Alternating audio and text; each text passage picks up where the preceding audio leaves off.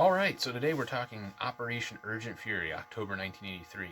So let's set the scene. We're on the island of Grenada, which has just been subject of a communist takeover of the government. Um, Grenada was part of the United Kingdom as part of the Commonwealth. It received independence in 1974, but still remained part of the Commonwealth. And the government there had been seized by communist-backed rebels who had support from not only Cuba, but the Soviet Union, North Korea, East Germany, and I believe Libya. They were there mainly in an advisory role and also, providing equipment. So you would think that being that this is part of the British Commonwealth, the United Kingdom would be the ones getting it involved as far as dealing with this communist uprising in one of their countries. The Governor General, who is the representative of the Crown in any Commonwealth nation, had kind of made some request for intervention, but nothing real formal. And the government under Margaret Thatcher was reluctant to get involved because the UK had just come out of fighting a war in the Falklands. So Ronald Reagan, at least I love Ronald Reagan. He's taken a strong stance, and he took presidency against communism. He's been bolstering the U.S. military at this point, and under his watch, he's not going to let another communist nation pop up in the Western Hemisphere. Additionally, the medical college on the island had several hundred U.S. Citizens attending. So he gives Margaret Thatcher about 12 hours notice that he's sending in U.S. forces to seize control of the island, rescue the medical students, and defeat the communist forces on the island. And that's what he does. So SOCOM sends in the 82nd Airborne, U.S. Army Rangers, Navy SEALs, and Delta Force, as well as Marine Force Recon. So all top-tier U.S. forces to take care of the situation. The Rangers and 82nd Airborne, they drop into St. Helena's Airport and seize control of that, so more U.S. forces can get in and spread out throughout the island. The airport was occupied by communist forces, so they came in under fire. Actually used a bulldozer at one point as mobile cover to get across the airfield. There's some great documentaries and all of that. If you want to watch it, I'll add some links. But they spread out. They take the two campuses where the medical students are at and get them out without much issue. But you would think, being that this was top-tier U.S. forces, this would go off without a hitch. Unfortunately, there was several issues, one being communication. And the communication problems were to such a point where, the Marines couldn't talk to the Air Force, the Army couldn't talk to the Navy offshore. At one point, it's debated as to what branch this officer belonged to, but a U.S. Soldier used a telephone and like one of those, back in the day, those phone cards he had to pay for like an international call, to call back to Fort Benning, I believe, and then that call was relayed to a U.S.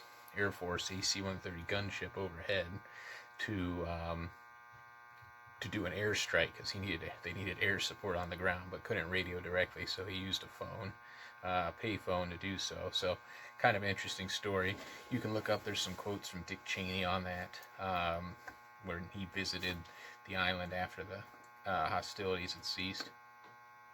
So that was one of the issues that we learned from, and would later be resolved after the conflict, is trying to improve communication. Unfortunately, 19 U.S. service members were killed in the conflict, and a large portion of that was when a group of Black Hawk helicopters crashed on a assault in the closing hours of the conflict. They were going to be mopping up a last pocket of resistance, and one of the helicopters came in too fast and caught the rotor blades which caused them to tumble into each other, and it was pretty horrifying. But thankfully there was a group from the first helicopter already on the ground with a medic who was able to lend aid, and there were survivors of that. So that gives you an idea of just a short snippet of the conflict. Check out, there's some other great videos out there. Today on Grenada, the U.S. invasion is remembered positively. They have a holiday where it's celebrated because that day led to them having free elections the next year. So overall, despite at the time international protest and Margaret Thatcher of UK not being too happy about Reagan's short notice of invading one of their Commonwealth nations, it all had a pretty positive ending. So from here we're going to go ahead and check out some gear and some rations from the time period. Alright, I apologize about the ballast buzzing in that light. I've been needing to fix that for a long time. So in front of me here we have what was called the Rapid Deployment Uniform and the brown ERDL camouflage, which actually dates back to Vietnam, but this style uniform was developed in the late 70s. You'll see 82nd Airborne and some Rangers wearing this uniform. Like I said, you'll also see them in the new BDU uniform that replaced this. And like I said, you'll see some guys wearing the older green uniform, or you'll see them wearing the green version of the Rapid Deployment uniform there. You can see some of that. See that uniform there. So, like I said, you'll just see a real mixture of stuff, and it was just because they were in the 1980s was a real transitional period for U.S. equipment. Like I said, you'll see some guys wearing the steel helmet. You'll see some guys wearing the Kevlar helmet. And then for rations, you might have had LRPs. I imagine the Rangers and Navy SEALs probably had LRPs. There were still C rations around at this time, and then the MRE had come out. So if you were in at this time, let me know what you were seeing. I've talked to some guys that said they had all three of these at this point, with C rations going up to being used until the mid-80s, even though production ceased in 1980. So this is the ration we're going to take a look at today. It's probably going to be pretty gnarly. So let me get this stuff cleared out, and then we're going to take a look at that beans with meatballs. That's going to be interesting. Alright, so what we have here is a Meal Combat Individual beans with meatballs and tomato sauce with a B2 unit made by Conpac Inc. in New Orleans, Louisiana. This one is a post-Vietnam. So for those of you who don't know, the MCI, or sometimes it's called the C ration, was made from 1959 to 1980. Although they had enough of them in stock that they were still delivering them to units through 1983. And I've talked to guys that ate them through the mid to late 80s because there was enough of them in their unit supply that they still had them. But by the time Operation Urgent Fury was taking off in October of 83, the newest one you could be eating would have been 3 years old. But in the scope of military rations, it's not that old. Everyone who served has eaten some older rations. When I was in medic school at Fort Sam Houston, I remember eating some that was in 2008, and they were from like 2002, 2003. So, you know, these are generally meant to last, and some of this stuff may still be good. So we're going to go ahead and open it up here and see what we got. Right on top we got a P38. That I just popped in there, so I made sure I had it. When you got a case of MCIs, there would be, I think, 4 P38s in there. It was 12 rations to a case. Each guy got 3 rations, and I think there would be 4 P38s in the case. And then you just hold on to it, reuse it. So up top we got that accessory packet. I always think these brown accessory packets are just a lot cooler than those clear ones that come in the new rations. We got matches, chewing gum, toilet paper, coffee instant, cream substitute, sugar, and salt. No cigarettes. Cigarettes ceased going in C rations in 1972, so this is definitely post-72. Plastic spoon. pound cake. I doubt that's still any good. Made by the American Bread Company, Nashville, Tennessee. Contains rich flour, shortening, sugar, egg products, salt, and pure flavor, whatever pure flavor is. There's a pretty well-known story going around about how a army officer retired probably 10-15 years ago now, but he ate his pound cake he had taken home with him from Vietnam at his retirement ceremony. So doubt it'll be good, but we'll check it out. Peanut butter. Now the peanut butter does hold up. Peanut butter fortified by Stevens Industries Inc., Cinderella Foods Division, Dawson. Is that California? I think that's California. At 1.5 ounces. If you watch my other Vietnam video that I did with Nate, we opened up one of these peanut butters and it was totally fine. So I'll probably save this just because, well, it's cool. And I've already had it, and it is usually good. There's a little cardboard separator in there. Ooh, yeah, that's definitely to be expected. No longer good. There's your beans with, I think it says beans and meatballs and tomato sauce. Yeah, it's kind of hard to read, but I'll hold it there for a second. We'll clean that up and check that out last. And then lastly, we have that B2 unit. Crackers, cocoa beverage powder. Made by ORI Mixed Products Corporation.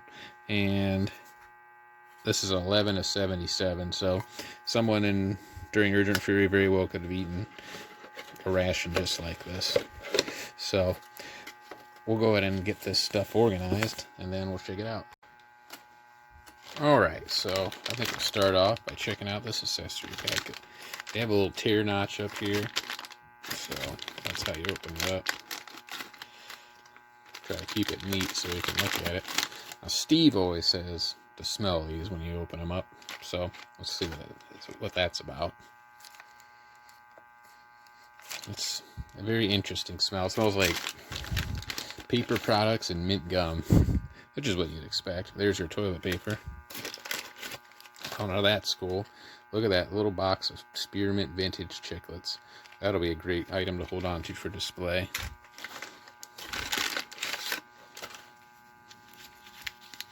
Coffee Instant Type 1, Style 1, Composition 2.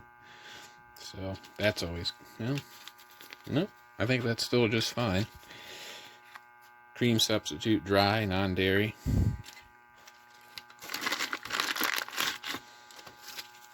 Salt, sugar, and look at that vintage pack of matches. That's a darker green than the ones that come out in the MREs now.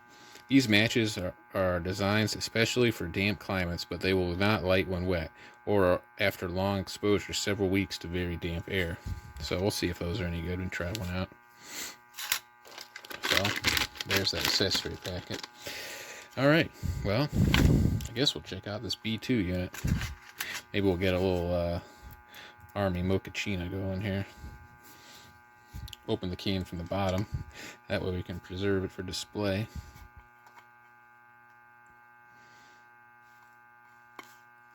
Good hiss.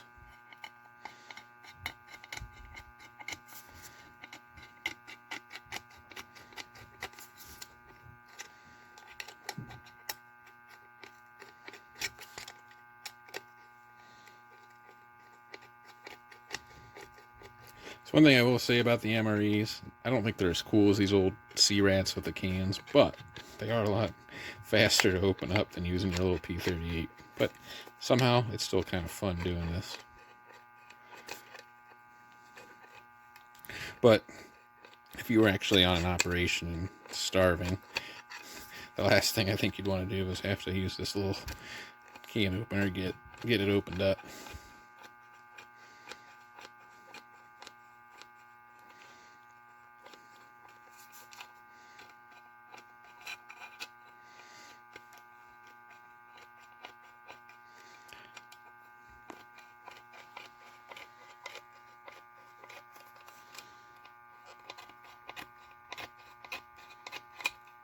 Okay, let's take that, peel that back, and look at that. There's that hot cocoa. Let's see what that looks like.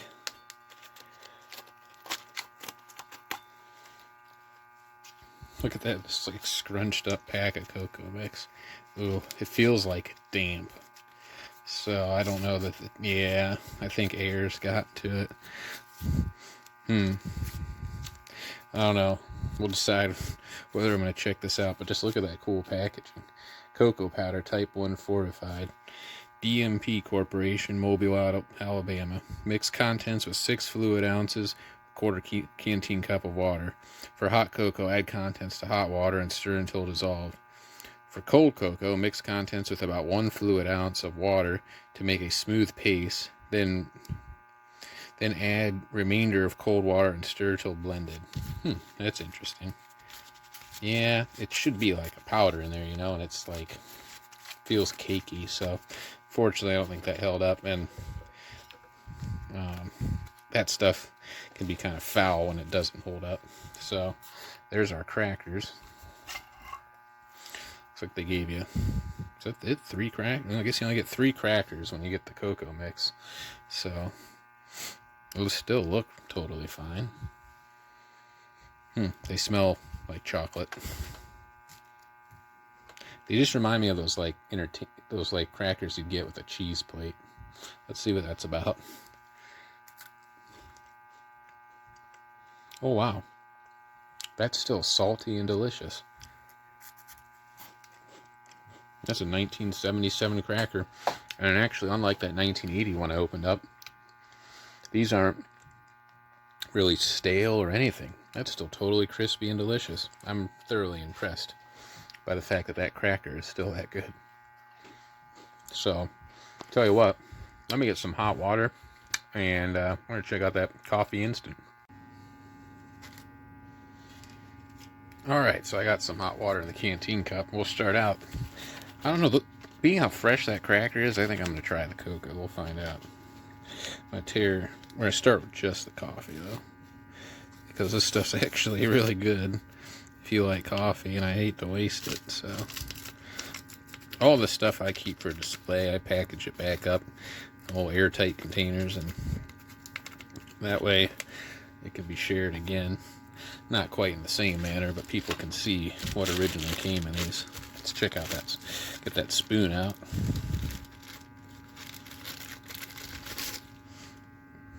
Stir that up.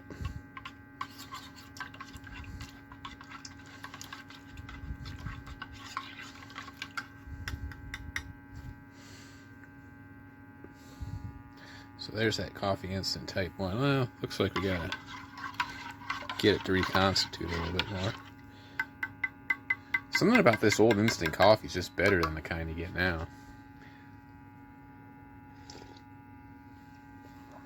Yeah, like that's just smooth and has good flavor to it. Let's go ahead and check out that cocoa. Hold on.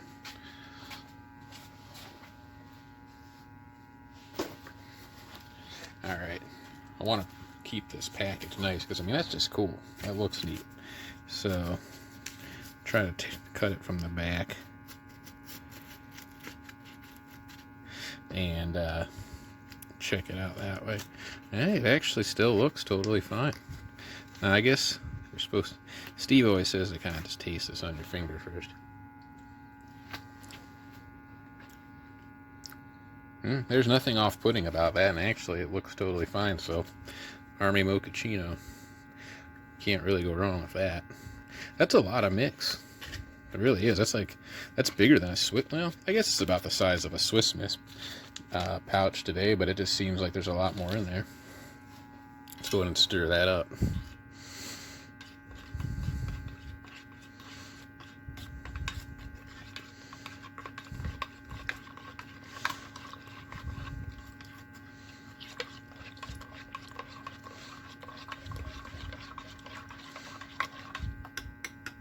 I'm going to let that reconstitute for a little bit, and while that does that, let's see if by some strange miracle we've actually gotten a good pound cake.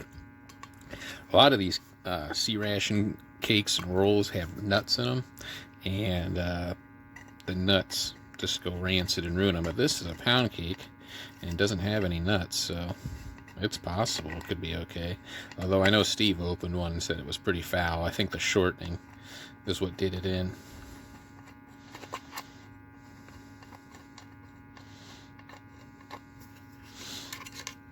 But hey, that guy ate one. Maybe his wasn't really good. Maybe he kept it in the refrigerator or something. I don't know. But supposedly he ate it. But I mean, those crackers, usually they're a little, like, just a little stale, a little bleachy. Sometimes those were perfect. I mean, all things considered, if you had given me one of those and didn't tell me it was out of a 1977 C ration, I would have thought, well, you know, maybe they were a couple, you know, they were a little old, but I would never have guessed they were that old. Alright, give me a minute. I'll get the rest of this can open, and I'll be right back. Alright, so let's see what we got going on here. Here's our pound cake.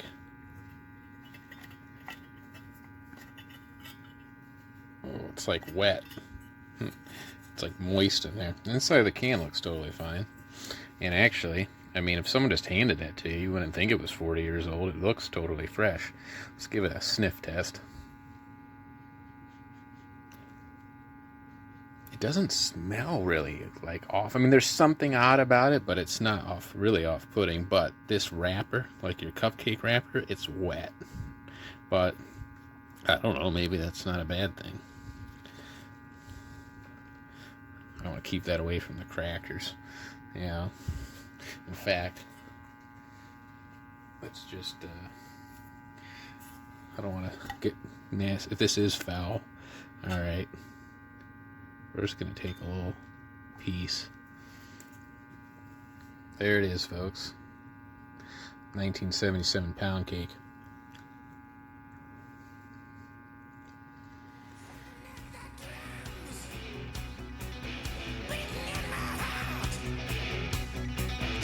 Whenever you're trying something like this, there's a good chance it could be okay. There's a good chance, more often than not, it's not. So just kind of hold it in your mouth for a second. Because if it's rancid, it's going to make your tongue swell. Just ask Steve about that.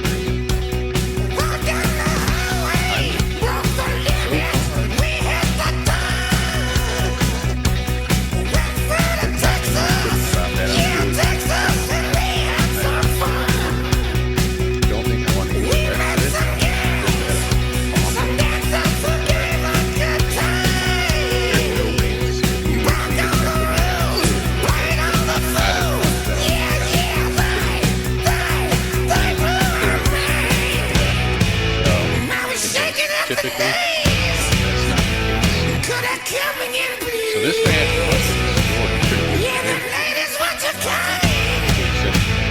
the tomato sauce, the acid destroyed like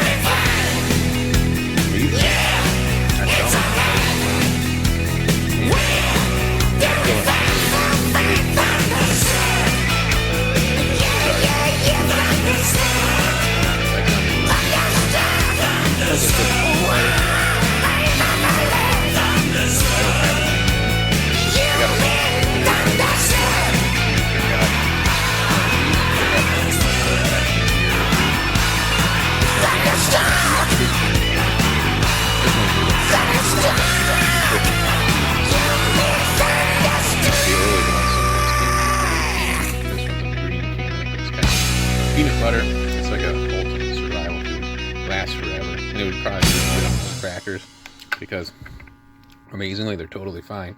Somehow the crackers and this pound cake I think are okay, but the hot cocoa, which I was worried about, sometimes it doesn't hold up. So I'm going to clear this stuff out of the way, and then we're going to get down and dirty with this beans and meatballs. Alright, well, here it is, folks. This rather gnarly looking beans and meatballs and tomato sauce. Still chewing on that gum. Amazing, it still has flavor. Guess they don't make gum like they used to. I'm going to suspect that this can is not under any sort of pressure because it doesn't sound like any of the liquid contents are still present. But while it's mainly beyond help, I'll try to clean it up. So we're going to start with opening it from the bottom. And that way we can try to save it. Oh yeah, the can just opener just punched right through that. Oh wow, look at that. It's so rusted that it just, like, it's just going through it. Yeah, I'm not even like having to use any effort there. It's that acidity from the tomato sauce. I saw the same thing when I had my Korean War era Rations. Check those videos out if you want to see some more gnarly stuff. Oh, wow. There's like nothing left. You don't want to breathe that in. It's just like, well, hey, I never talked about that AK bayonet earlier, so look at this bad boy. Oh, wow, that's foul. That's just like, smells like just old foulness. I mean, I don't know if that's a meatball or if that's just the petrified remains of what was tomato sauce, beans, and meatballs. Yeah. Sure enough, that ain't any good anymore. Well, that pretty much concludes my short history lesson here on Operation Urgent Fury and this 1977 Meal Combat Individual, which, amazingly, I'm a complete shock about that pound cake. Tasted totally fine, was not off-putting, maybe slightly rancid. The hot cocoa tasted fine at first, but had a little bit of a follow-up. And these salted crackers, totally fine. Not bleachy or anything one bit. And that chiclet scum, that's some good stuff. So, thanks for watching, and I'll be back with some more rations and gear and all kinds of other stuff here soon. Thanks.